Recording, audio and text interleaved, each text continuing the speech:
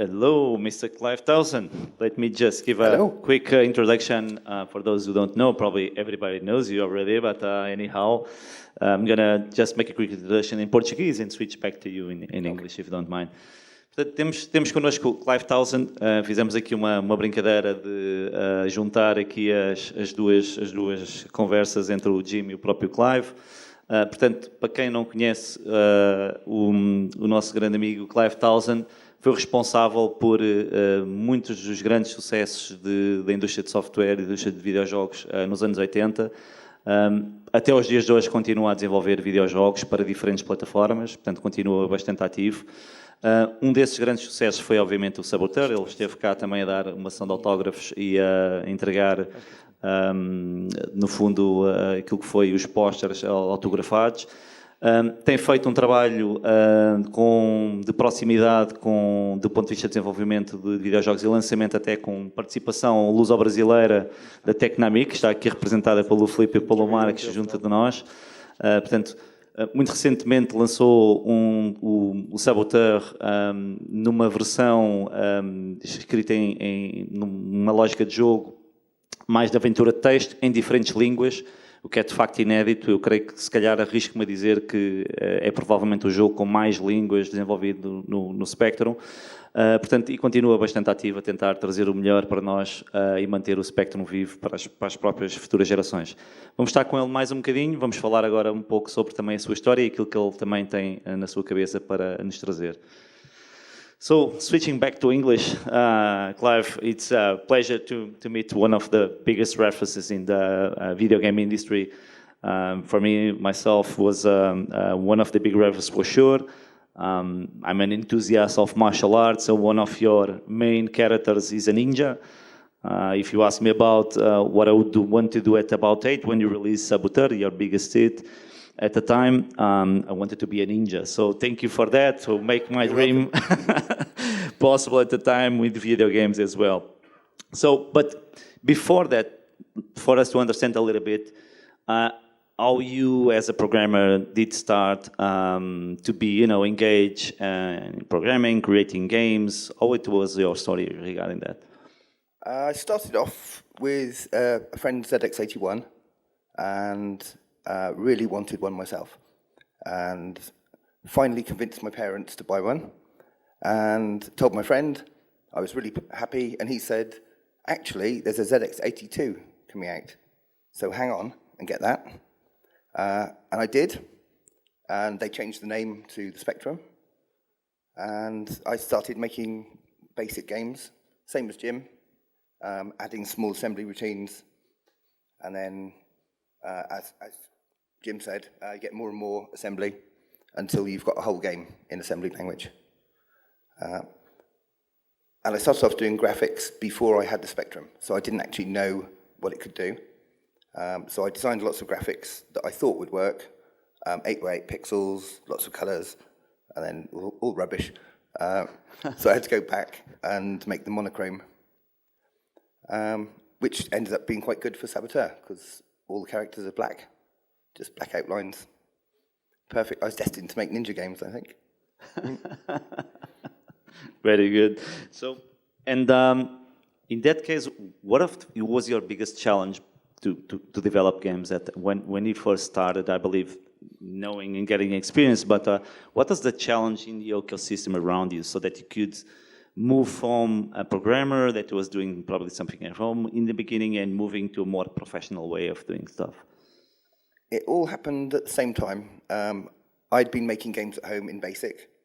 I found a compiler, so some of my games were fast.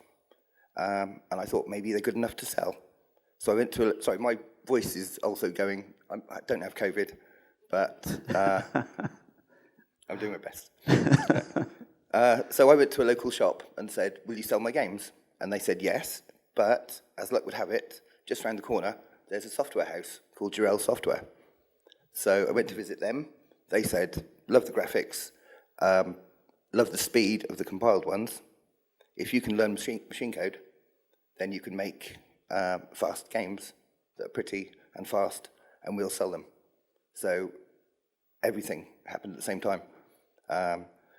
Limitations of the machine, the speed, and marketing, because I would have no idea how to market a game. I think actually one of the reasons Saboteur is successful is because they invested lots of money in marketing. I couldn't have done it on my own. From the programming point of view, certainly the speed and memory, and as with the demos here, you can get amazing effects that are super fast but take loads of memory. Or you can do it a more efficient way, save memory, and then maybe they're too slow.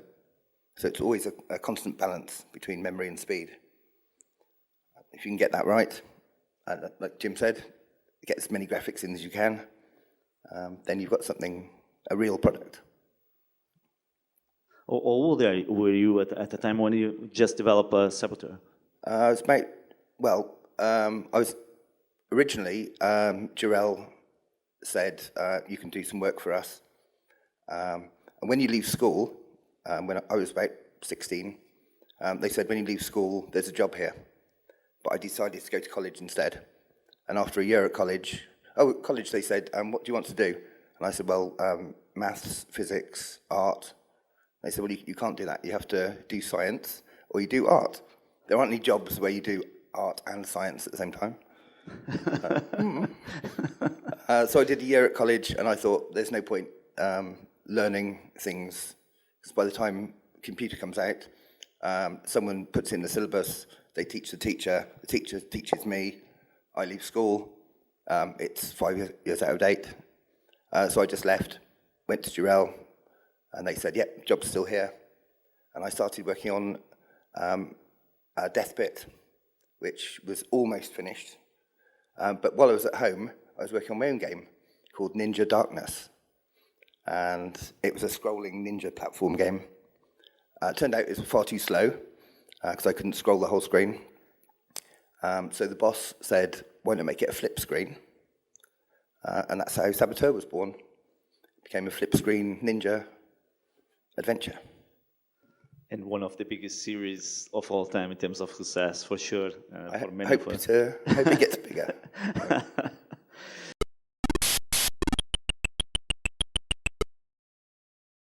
So Saboteur was born with that. And why a ninja? Where does it come from you? It was the 80s. Oh. All about ninjas, right? When I was a kid, I used to do karate and judo, and climb trees and what is probably parkour now. I don't do it so often these days. But after a few beers, sometimes I think, I can still breakdance. And it doesn't always go well. The break part happens. But all the 80s were full of ninjas everywhere. So it was my... I wanted, and James Bond as well, in the 70s. So I wanted a ninja character in a James Bond world. So I wanted a super bad guy who doesn't think he's a bad guy. They all seem to think they're doing something for humanity, saving the planet or something. But I wanted a ninja. So I had this brilliant plan, this massive story, and started making it on the Spectrum, and realised I could do maybe 10% of my story. So it's just got the basics in there. And now I've been able to do a remake on modern platforms. I've got more of the story in there. And over the years, that's expanded. Bits of Saboteur 2 and 1 have merged together. And I had a third game, which I've been planning for 30 years, which would combine the characters from the two. And it's a common bad guy from both these games. So for decades, every time I moved platform on the PC, I'd make Saboteur 3. And then, actually, PC is going to be 3D now. Okay, I'd make a 3D version of Saboteur 3. Then graphics cards came out. Okay, right, start again. And it's just evolved all the time. And then a couple of years ago, it hit me that Saboteur 1 has blue in it. Ninja Darkness, my original title, wasn't being used. And I thought, I could do a prequel called Ninja Darkness. So that's black on the spectrum, 0. Game 1 is a bit more blue, which is why I've remade the covers to be a bit more blue. 2 is well known for being red with the red motorbike, even though it's blue on the cover. I thought, well, my next game is all about the colour green. It's going to be in a forest, and the bad guy is called Mr. Green, Mr. Verdi. His company is called Viridis, which is green. This has to be a 4. This can't be a 3. So I had to come up with a magenta game. So I spent ages trying to come up with reasons for purple. Why would you go somewhere that's purple? So you go to Russian mines with amethyst. I think I had all the levels apart from 1, and I asked a friend, and he said, a gay bar in London, that's going to be purple. So one of the levels is you fighting through some bouncers in London, and it's very purple. The whole game is very purple. But the next one's going to be very green. Very good to know. So it's one of the things I understood in the conversation that we had during the week, and I really truly appreciate that the time that we did share together, because some of the things you shared with me, and then probably the audience would like to know, there's always something meaningful in the games you develop. So there's always a connection along the way for the things you're building, coming down from the past to now. So can you share a little bit about some of these, in some cases, Easter eggs that people couldn't find? Probably, I don't know if you want to reveal some of those, but if you can't, you are free to not do so. But can you just tell us a little bit what's in your mind when you start to build those games and picking up some of the characters from your life and things that are around you to inspire you to put it on the games you have been doing?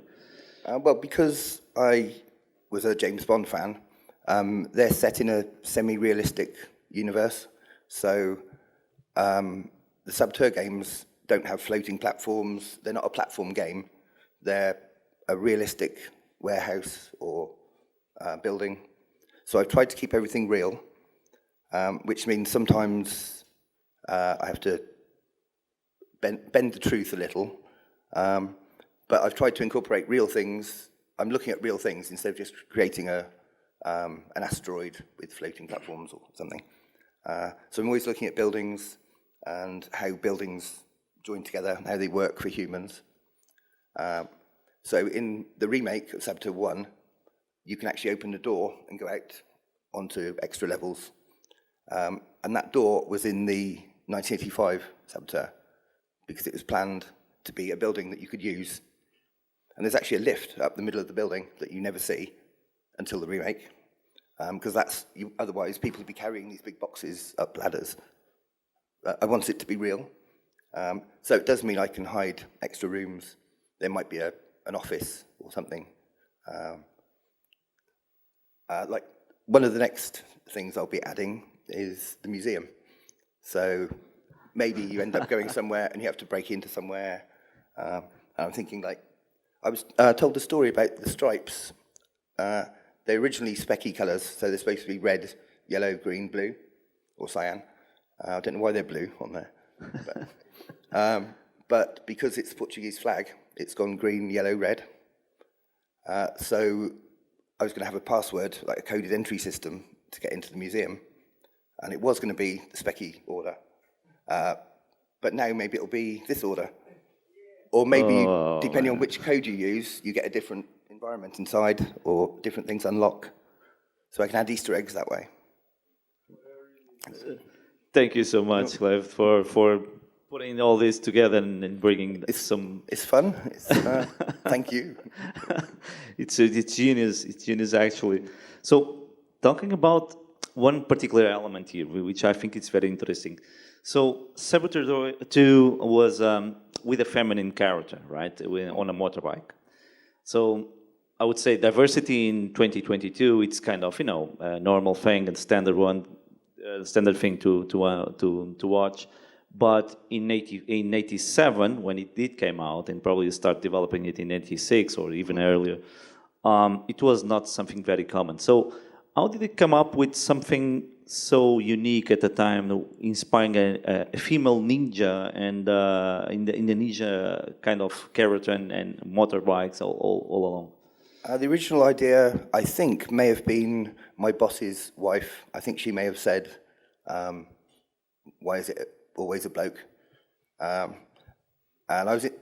my plan was to make a second game with the same ninja and go off somewhere else around the world.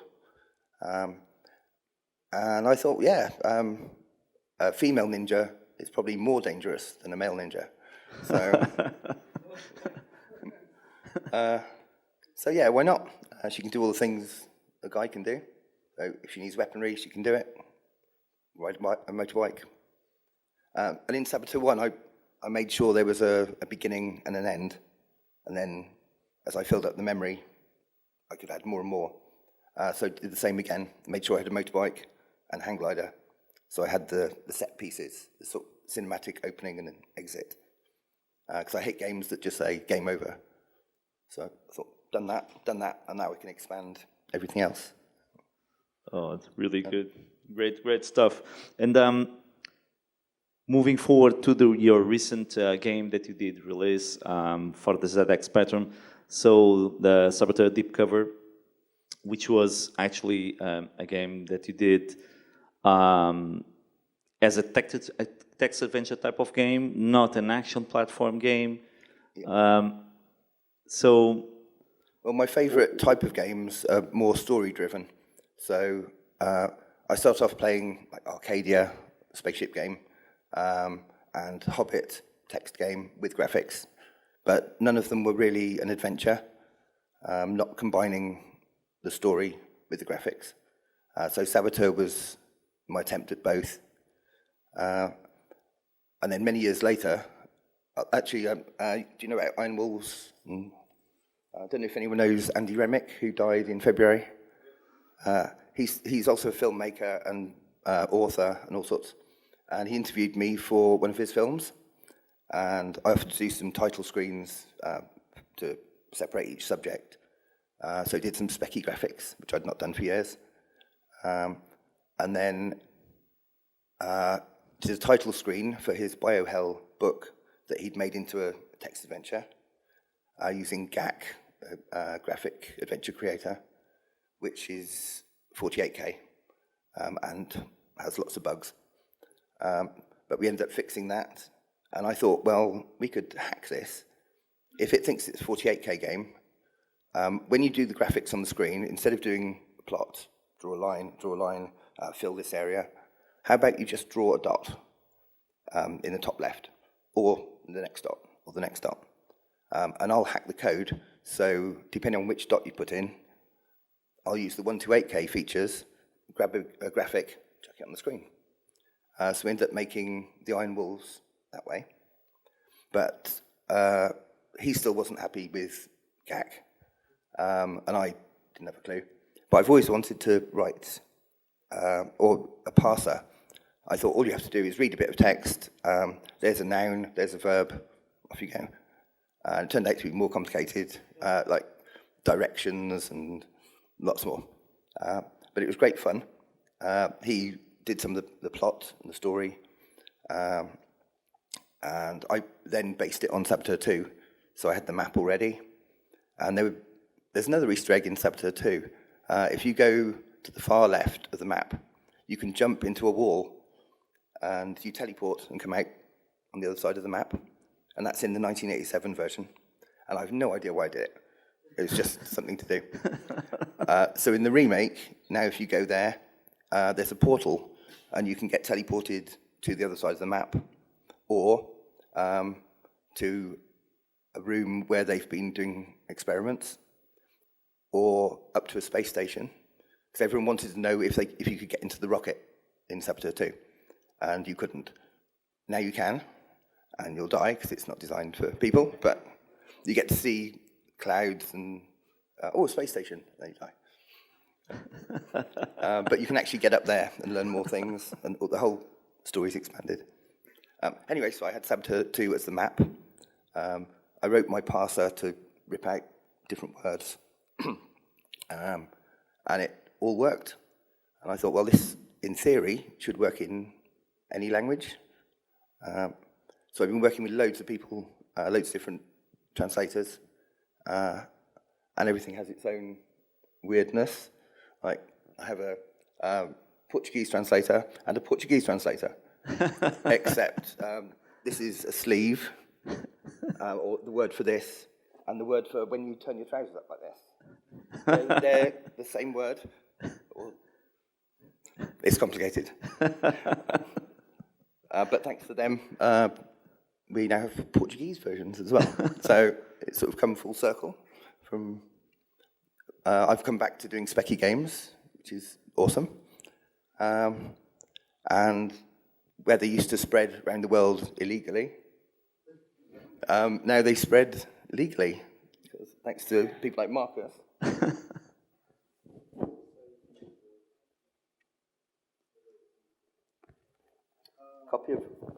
Copy of Saboteur that was pirated in Brazil has been gifted to me by Marcus.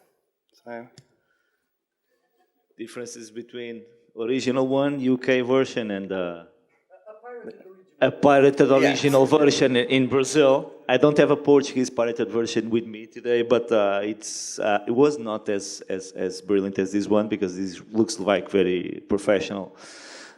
This is the differences between. I should have brought the poster.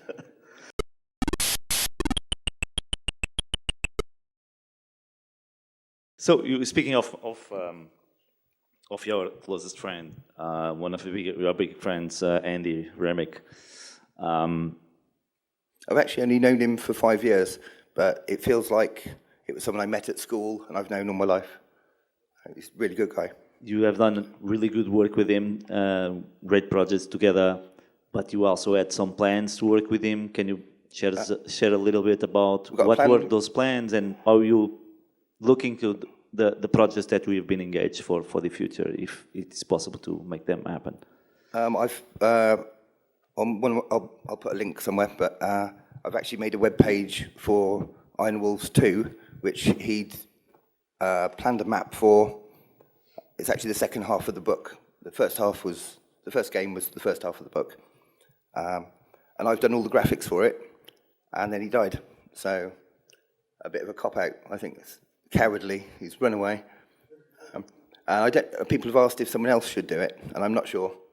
That'd be up to his wife, I think. But it's possible, maybe as a tribute to Andy, someone could make it. We'd also discussed, books, Saboteur books. And he would have been my first choice for writing the books. So that may not happen. We'll see. We'll see the future. So, and looking into your latest release, where you've been engaging with different publishers, you are a very respectable character in terms of the retro game industry, and there's a lot of momentum around when you decided to bring these new games outside, though, and all of a sudden we have Fusion Retrobooks releasing it, we have Chronosoft releasing your game, we have Technamic releasing all different types of languages. So there's a big momentum around the things you're doing at the moment. Did that surprise you, the whole success? So you're talking about the game that did won the Game of the Year at Planeta Sinclair contest. Yeah, I was really surprised. You were surprised? It won number 4 in a different category as well. I was more surprised at the turtle picture. I didn't even know that was involved. I don't know how you guys found that. There's someone in England, I think, yes, in England, decided to teach all his school children how to program games on the Spectrum, which I thought was amazing. And they had a big competition, and 2 girls invented a game with a turtle that swims around and collects plastic bags from the ocean. I thought it was a good, nice idea, good concept. So I thought, I was asked to be a judge, so I said, yeah, that one. And because they did such a good job, I thought I'd make him a title screen. So I made a picture of a turtle on the Spectrum, and you guys found it somehow, and put it in a competition. Really good. So looking into the specifics of that particular game, because it does have all different sets of languages, and some with specific characters for those languages that are not standard in the ZDAC spectrum. So how complex it's been for you, from one side, like you said, different words for the same thing, talking about Brazilian Portuguese and Portugal Portuguese, and but the characters itself, for you, for someone that needs to program that and build those characters, how complex it is for you? For the fonts? The fonts, yeah.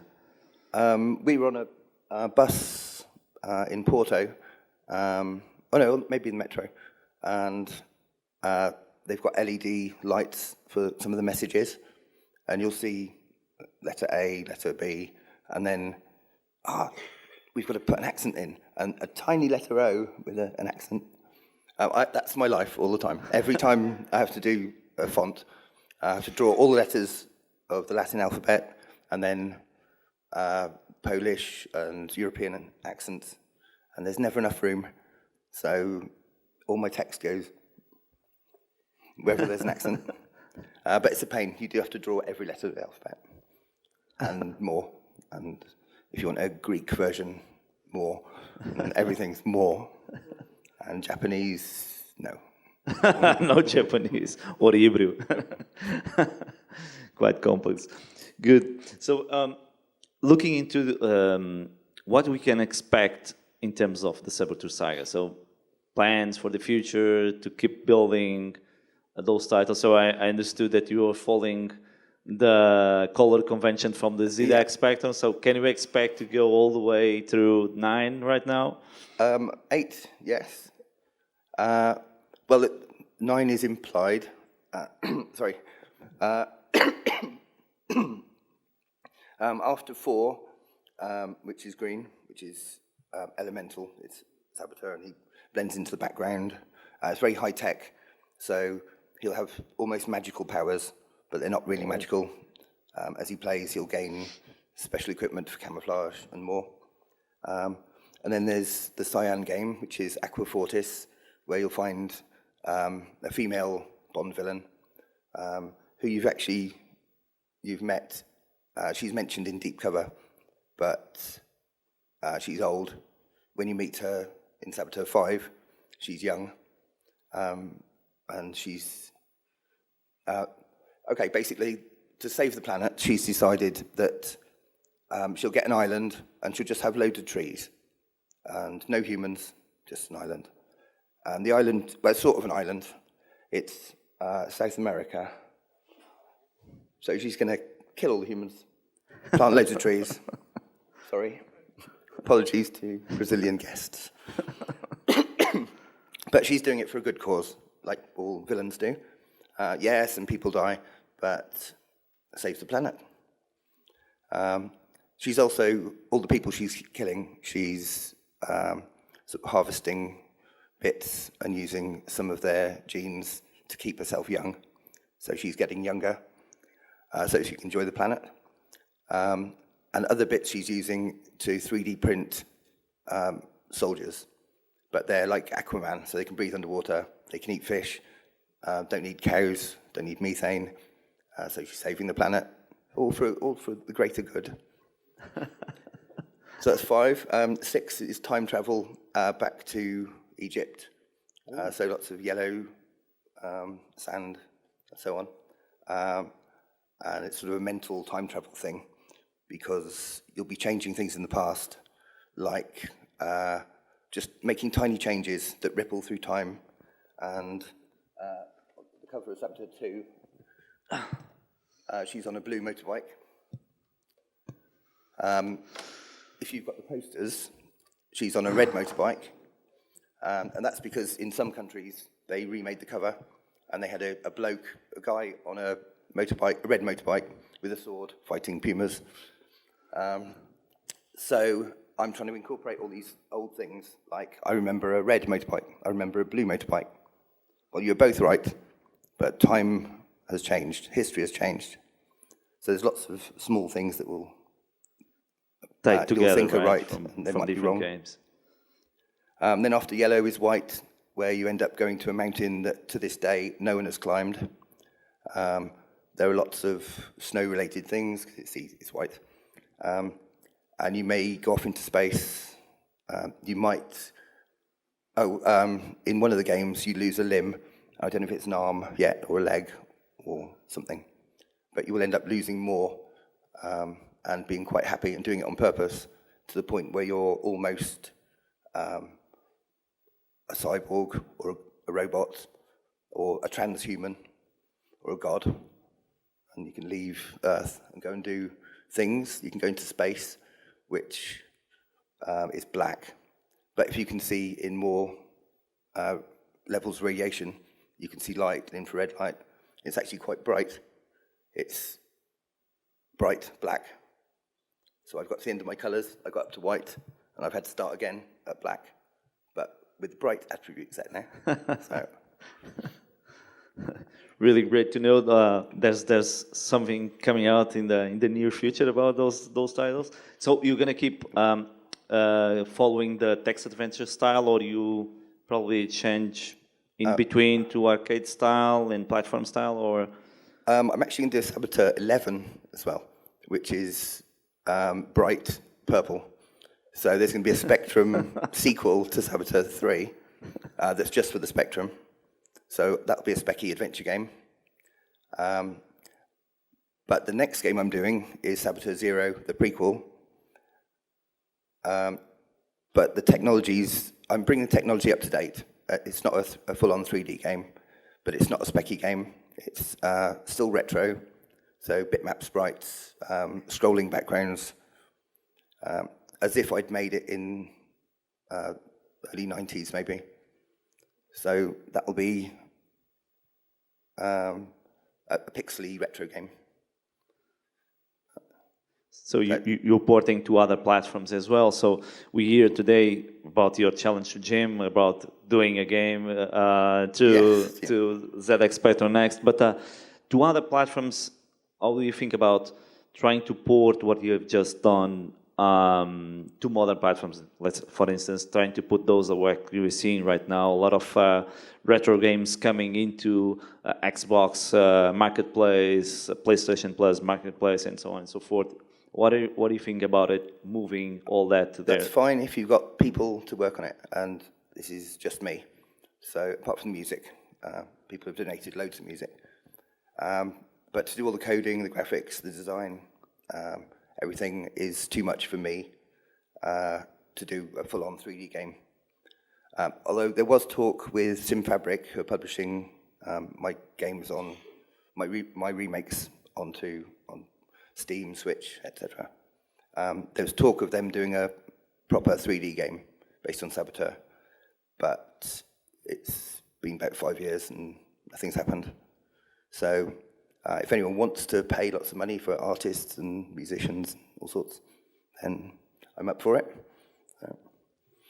So it's a big challenge for the audience. So we have a lot of people in here. So everybody that feels like is keen to embrace a project and thinks that could build a team with Clive, I think it's a good project to embrace.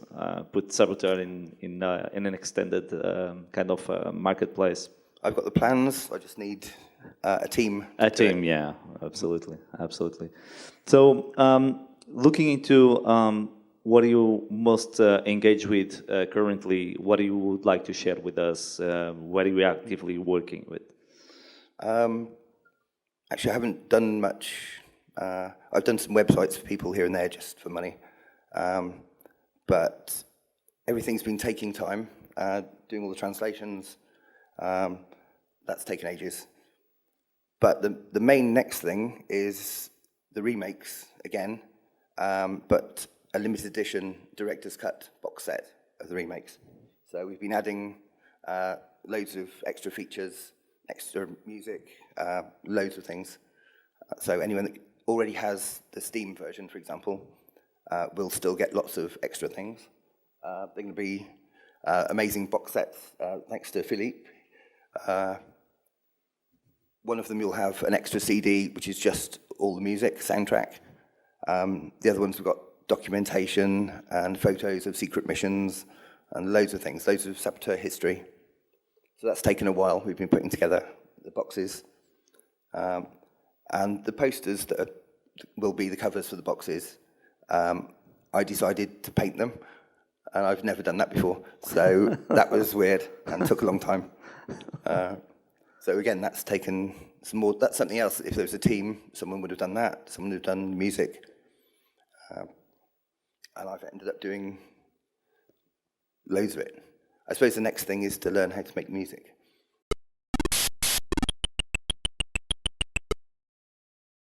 Probably I'm going to open also because yourself and the work that you did is kind of close to a lot of people here in the audience, and I'm going to open also for questions, and I'll also give, I'll let it over to João, that probably has something else to ask you after that, but I'll open to the audience first, and then we'll move to João afterwards. So, someone in the audience, if you have any questions to Clive, just you're free to bring it on. Hi, Clive. Hello. I'm sure, like most of us, you were also an arcade rat back in the day. What was the games you were playing at the arcades 30 years ago? I think the one that really hit me was Star Wars, where you sit inside and you're in a cabinet, and you've got two controllers, and if you move them like this, the cursor will go over here, and you'll shoot something over here, and then something over there. So you do this, and then in the background, it keeps saying, "Use the Force, Luke." And after a while, you stop using your hands to aim. It just happens, and you start shooting things without thinking, and you're like really in a zone. And that was sort of mind-blowing. So I played other arcade games, but that was the thing that really hit me. And just that memory of just going, ooh, it's sort of magic. Like, wow. If can I add just one more for everybody? I mean, in Saboteur really is a stealth game. Did you know Metroid or any other stealth game already at that time? Not that I know of, but as I said, I want things to be real. So I had to make the buildings real, which means, okay, you can't have bad guys jumping about all over the place because it wouldn't happen. So the only combat would be sneak up.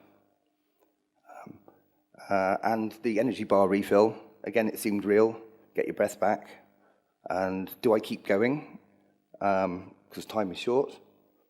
Or do I get my breath back and it's safer? And I think that balance made it a fun game. There's always a challenge. You think, no, I'm just going to keep going. And then you die. Okay. I'll take it cautiously. And then you run out of time. So, but that's all down to trying to make it realistic as best you can. You're supposed to have, the reason you've only got a shuriken is because I planned metal detectors, and you'd have to only be able to take certain things in certain places, and that was cut because of memory.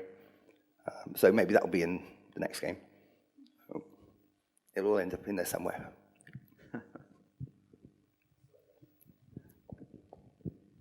Thank you for your lovely presentation here. I have a question regarding development. How is your process for game design, and if the Speccy and with its limitations actually changed some of it in terms of what you could do, the graphics you could support, etc.? I never really moved on from Speccy graphics, so I'd be rubbish at Amiga graphics. Actually, doing title screens I love on Speccy because every 8x8 is a puzzle. So you have to solve all these tiny puzzles and make them all work together. So graphically, I've stayed on the spectrum. And being monochrome ninjas, that's perfect. So I haven't had to push it too far. I'm not sure if I've answered the question very well. But what about the game design? As with everything, you're limited by memory and what the machines can do. Actually, the Saboteur 3 remake was designed so it would work on the next. So it's quite a blocky scroll. So it's gone from me thinking Spectrum, not scrolling, an improved Spectrum could scroll, and a modern game obviously could scroll smoothly. So I've upgraded the game slowly, as if I was working with old hardware and getting slowly up to modern hardware. So Saboteur 3 is an imaginary limited hardware, so it's designed around that. And the Saboteur 0, the prequel, will be based on, well, the design is now based on a smooth scrolling system of parallax layers. So that's, I'm sort of slowly coming up to modern times, but I'm not there yet. Thank you. One final question from the audience, and before we move to.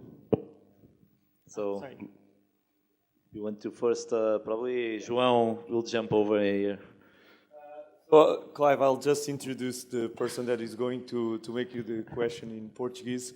Uma surpresa de última hora, é um prazer enorme termos connosco a pessoa que nós todos víamos na televisão a falar de jogos no ponto por ponto e, portanto, Paulo Dimas, um grande prazer também.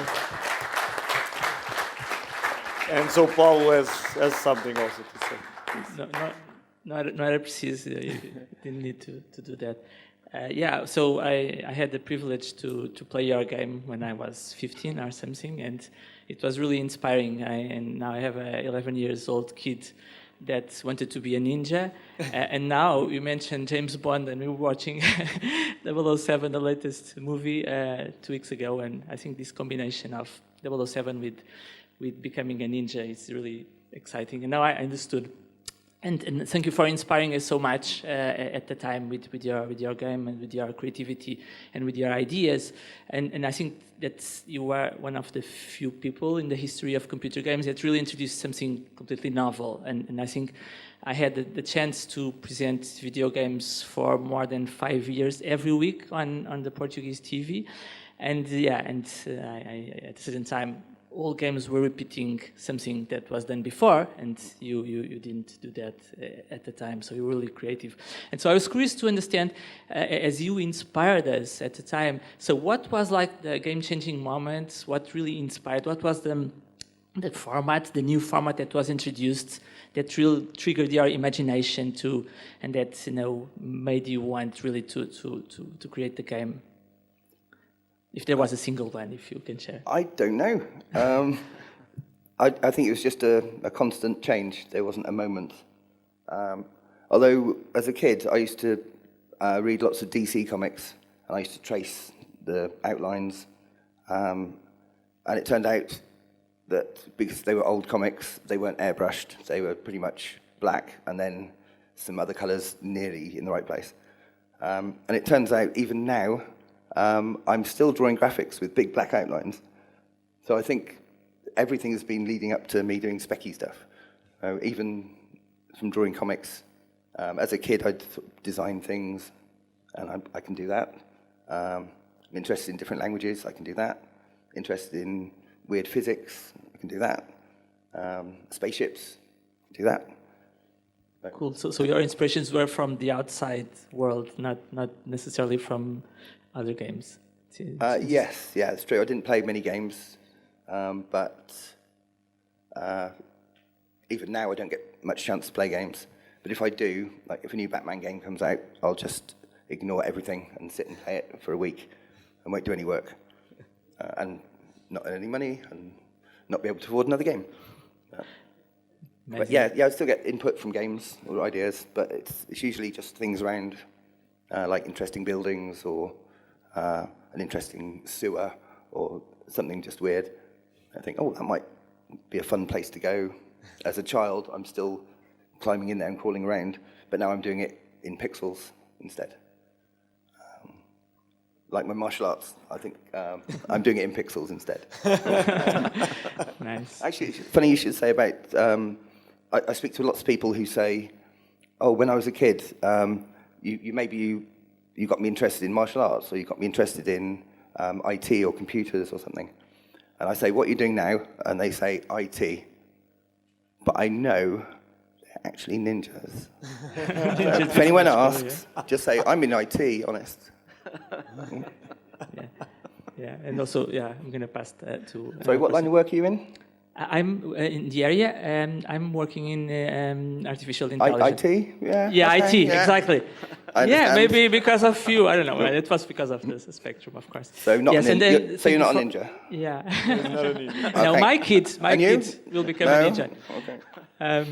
Yeah, and then thank you for the flashback, going back 35 years and designing fonts 8x8. So I also created a font for a game I did. So and We now I need remember that. We have to make sure. Actually, I'm okay on here. Some of the museum signs are like 6 pixels wide instead of 8. 6 pixels. Complaining with that for, I don't know. He keeps complaining about how hard it is to put it on the That game. one's 6 pixels wide. The designer not here today, but he was yesterday, so I'll tell him for sure. We'll find him. We'll find him. So just before we finish this, Andrea is also a little surprise to Paul, if you want to. Foi Paulo, lançado em ontem o primeiro, livro. agradecer teres vindo, não é? Foi uma surpresa Prazer enorme é meu, hoje quando prazer o é meu, não Quando o João me contou de manhã. Olha, em nome do museu e em meu nome, gostaríamos de te oferecer um exemplar do livro. Também és referido no livro, portanto acho que vais gostar da leitura. Fantástico. Pronto, Não, olha, e muito obrigado por tudo. Este é também um dos objetivos do museu. Nós passámos ontem muito tempo a falar e falámos de nomes de empresas portuguesas, de pessoas que estiveram aqui, que passaram por tudo isto, algumas que ainda estão. E o objetivo do museu também é este, é juntar as pessoas, é reunir as pessoas. O Paulo não é que tenha desaparecido, o Ivan entrevistou-te há uns anos atrás, mas foi assim a primeira vez que eu voltei a ver-te. E, portanto, nunca nos tínhamos encontrado desde então e, portanto, é simbólico, mas é muito importante para nós termos a capacidade de juntar todas estas pessoas e recuperarmos esta história. Portanto, muito obrigado. Mais uma vez. Obrigado pelo convite, é fantástico estar aqui com vocês e de facto é uma mudança completa. Eu estou num meio muito ligado à inteligência artificial e de repente estar aqui a falar com vocês é incrível. Obrigado. Muito obrigado. Thank you very much. Okay. Clive, Luís, thank you so much. So we'll finish this session now. Don't go away. We need to go for lunch also, but before that, we're just doing the ending session. But we will need you back in a few minutes. Okay? Okay. So yes, please. Thank you.